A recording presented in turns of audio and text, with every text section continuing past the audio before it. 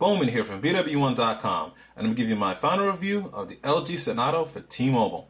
So, let's take a look at the software inside of here. That's the unlock screen. You just slide it up just like that, and reveals the desktop here. And if it seems familiar, it pretty much is. It pretty much falls along sort of the same lines as if you've seen other LG phones that are sort of not the smartphone realm, sort of on the basic phone realm.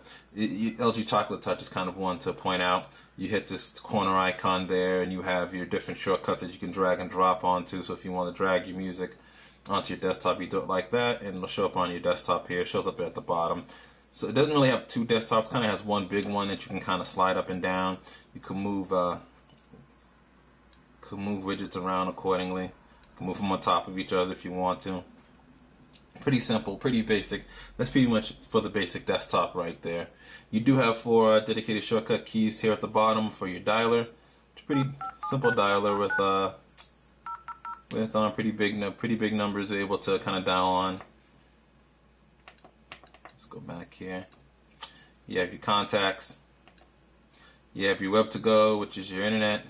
Pretty basic there. Nothing really to show as far as the browser. It's a basic browser. It's not something that you would see on most smartphones these days, but it'll get you there. But this isn't a phone that really is meant for browsing and stuff like that. It's pretty much for basic features, but a little bit extra. You have your menu icon here that brings up your other options. I do like the way they sort of organize it, where you have your options here on the left side, and on the right side is kind of where you click to go through each section between settings, organizer, media, and phone. You do have a social buzz that allows you to kind of integrate all your social networking sites inside of there. You have IM.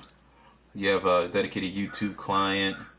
You have a nice little organizer, and your basic settings and stuff like that, like Bluetooth and displays and settings and stuff like that.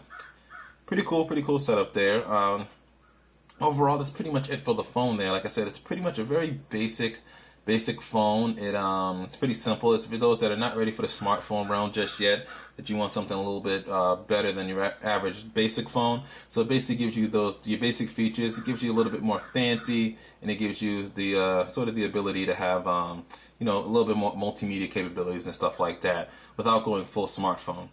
But overall, definitely give it a thumbs up. Definitely want to give a shout out to LG for sending us a device. We're going to send it on back to them. It was a had a good time experiencing this device. Overall, it's pretty good. Call quality, I forgot to mention about that. Call quality is pretty decent. I was able to make and receive calls and hear people fine. People were able to hear me fine and stuff like that. So overall, pretty good. This is BWOne here from BWOne.com, reminding you to check the link in the description for the full written review. You can see pictures and stuff like that over there. Be sure to subscribe to our YouTube page, follow us on Twitter, and always remember to live your tech world in high definition.